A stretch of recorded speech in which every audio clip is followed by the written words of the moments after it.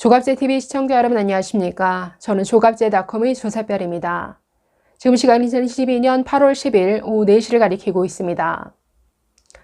서울은 오늘 3일 만에 하늘이 겠습니다. 그런데 내일부터 또 비가 온다고 해서 추가적인 비 피해가 없을지 참 걱정이 되는 상황입니다. 자, 이번 서울에 내린 기록적인 폭우는 기상 관측 이래 최고치를 기록했습니다. 서울 동작구에 하루 동안 내린 비가 381.5mm입니다. 자, 기상 관측이 1907년에 시작이 됐는데 115년 만에 기록된 최고치입니다. 이전까지의 최고 기록이 2011년 하루 강수량 301mm였는데 이번엔 그보다 80mm가 더 많이 왔습니다. 그래서 그야말로 역대급 폭우였다라는 것을 알 수가 있는데, 자, 서울 지역에서도 강남 지역의 침수 피해가 매우 컸습니다. 자, 그런데 이를 두고 야당에서는 피해 복구의 머리를 맞대기보다 정치 공세에 아주 열을 올리고 있죠. 그 중에서도 가장 황당한 공격이 오세훈 서울시장 탓을 하는 겁니다. 서울시에서 대비를 못했다. 서울시에서 수방 예산을 오래 깎았더라. 그래서 이런 피해가 발생한 것이다. 정말 이 모든 책임을 오세훈 시장 탓을 하는 이런 공격도 있었는데 정말 황당하게 짝이 없습니다. 자, 이번 강남 지역 침수 피해가 컸던 것을 탓하고자 한다면 무엇보다 박원순 전 시장을 탓해야죠. 물론 고인이 된 사람이지만은 오세훈 시장이 2011년도에 계획했던 여러 가지 빗물 저장 시설 그 계획을 백지화함으로써 이런 피해를 더 키웠다라고 할 수 있습니다. 그래서 박원순 시장 시절 도대체 10년 동안 그 많은 예산을 들여서 뭘 했길래 이런 피해가 나도록 만들었느냐. 공격을 하려면 상대를 오세훈이 아니라 박원순 시장을 탓을 하는 게 저는 정상적이다라고 보는데, 자, 좀 살펴볼까요? 자, 2011년 서울에 우면산 산사태가 있었습니다. 이를 계기로 당시 오세훈 서울시장은 수해를 막기 위한 대규모 치수 사업 확대 계획을 세웠습니다. 그 중에 하나가 서울 강남역 그리고 양천구를 포함한 서울 시내 7개 지역에 대규모 지하 탱크라고 할 수 있는 대심도 배수 터널 건설을 제안을 했습니다.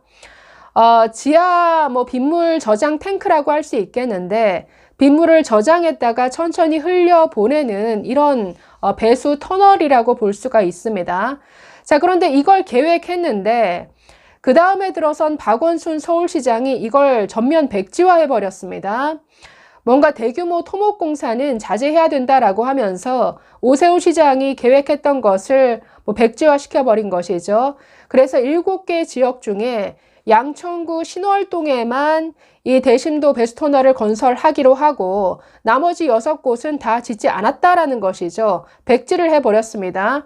자, 그 결과 현재 어떻게 됐느냐. 현재 저류 능력을 비교해보면 양천구 신월동 빗물터널이 32만 톤인데 비해서 강남역 지하배수 시설은 15,000톤에 불과합니다.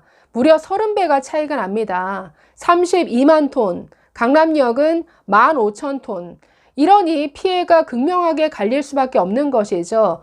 그래서 이번 서울 그 강남역 이 침수 피해는 어떻게 보면 인재라고 할 수 있겠는데 지난 박원순의 서울시가 10년 동안 너무나 방치한 결과라고 볼 수가 있겠죠. 물론 2015년에 강남 지역 배수시설을 개선하기 위한 이런 대책들을 세우고 1조가 넘는 이런 예산을 투입하기도 했는데 이 진행 또한 너무나 더뎠고 역시나 이런 대규모 피해를 예상하지 못한 결과로 지금 이런 피해로 이어졌습니다. 그런데 지금 야당에서 오세훈 탓을 하는 건 이건 적반하장이죠. 자, 민주당에서는 오세훈 시장을 향해서 이런 공격도 했습니다. 서울시가 올해 들어서 수방, 치수 예산을 900억 원이나 삭감했더라. 그래서 이런 피해가 발생한 것 아니냐 이런 지적을 했는데, 자, 이에 대해서 오늘 서울시가 반박 자료를 내고 이렇게 밝혔습니다. 자, 지난 2011년 우면산 산사태 이후 오세훈 당시 서울시장은 긴급 수방 대책을 발표, 10년간 5조 원을 투입해 시간당 100mm 집중 호우에도 견딜 수 있는 도시 수해 안전망을 개선하겠다고 발표한 바 있다. 그러나 2013년 박원순 시장 취임 이후 대심도 터널 공사 축소, 아까 말씀드린 대로 7곳을 계획을 했는데 양천구 신월동만 건설하고 나머지 6곳의 건설을 아예 그냥 백지화 시켜버렸죠. 이런 대신도 터널 공사 축소 등 수방 대책과 관련 예산이 대폭 축소가 됐다. 자, 작년 절대 다수의 민주당시 의회에서 정치적인 이유로 시에서 편성 제출한 수방 예산 4,450억 원 중 5.9%에 해당하는 248억 원이 오히려 추가 삭감돼 회복되지 못하고 통과되었다라고 밝혔습니다. 이에 서울시는 삭감된 예산을 포함해 수방 및 치수 안전대책을 강화하고자 민선 8기 오세훈 시장 취임 직후 제2회 추경 편성 시 수방 예산 292억 원을 복원, 긴급 추가 편성했다라고 설명했습니다. 자, 또 이렇게 말합니다. 근본 수해에 따른 피해를 최소화하고 복구에 만전을 기하기 위해 필요시 재난기금 및 예비비 등을 적극 투입할 계획이다. 향후 일제 전수조사를 통해 수방 및 치수 관련 보강 수요를 면밀히 파악해 내년도 본 예산에도 적극 반영해 나갈 예정이다라고 이렇게 밝혔습니다.